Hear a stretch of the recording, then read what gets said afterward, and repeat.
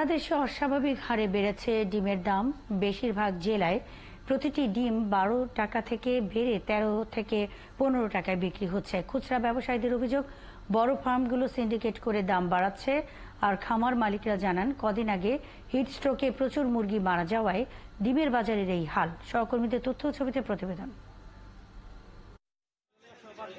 মানিকগঞ্জের খুচরা বাজারে এক হালি ডিমের দাম বেড়েছে 2 থেকে 3 টাকা পর্যন্ত। দাম বেড়ে সেখানে এক হালি লাল ডিম 52 টাকায় আর সাদা ডিম 50 টাকায় বিক্রি হচ্ছে।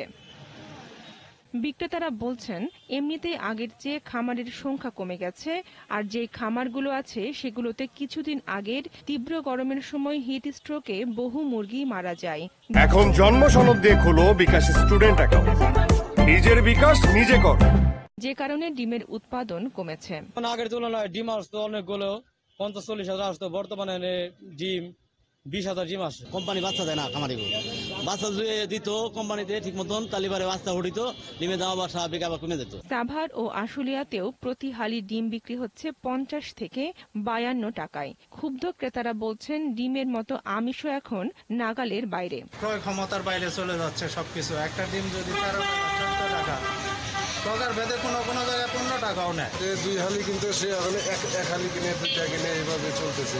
গাজীপুরেও ডিমের দাম বাড়ায় ক্ষোভ জানিয়েছেন ক্রেতারা। বিক্রেতারা বলছেন, উৎপাদন খরচ না কমালে ডিমের দাম কমার সম্ভাবনা নেই।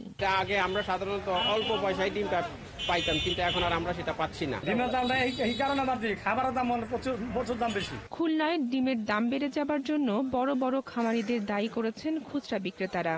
তাদের অভিযোগ, ফার্মগুলোর ডিপো থেকে দেয়া রসিদে একটি ডিমের দাম 9 টাকা 51 পয়সা লিখলেও খুচরা ব্যবসায়ীদের কাছ থেকে নিচ্ছে 11 টাকা 50 পয়সা। স্থানীয় বাজার থেকে মাল কিনি, উৎপাদন কম হওয়ার কারণে খুলনার বাজার অতিরঞ্জিত বেশি। 30,000 মুরগি থাকলে আমরা 25,000 মাল প্রোডাকশনে পাইতাম, কিন্তু এখন হচ্ছে আমরা মনে করেন 18,000 মালও পাচ্ছি। কুমিল্লার পাইকারি বাজারে ডিমের দাম 50 টাকা হলেও খুচরা মূল্য আবার 55 থেকে 60 টাকা।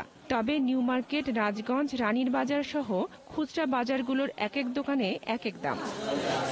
ক্রেতারা আরও বলছেন, দাম নিয়ন্ত্রণে রাখতে সরকারের সঠিক তদারকির মাধ্যমে বাজার মনিটরিং ব্যবস্থা আরও জোরদার করতে হবে। বনশ্রী হালদার, 71।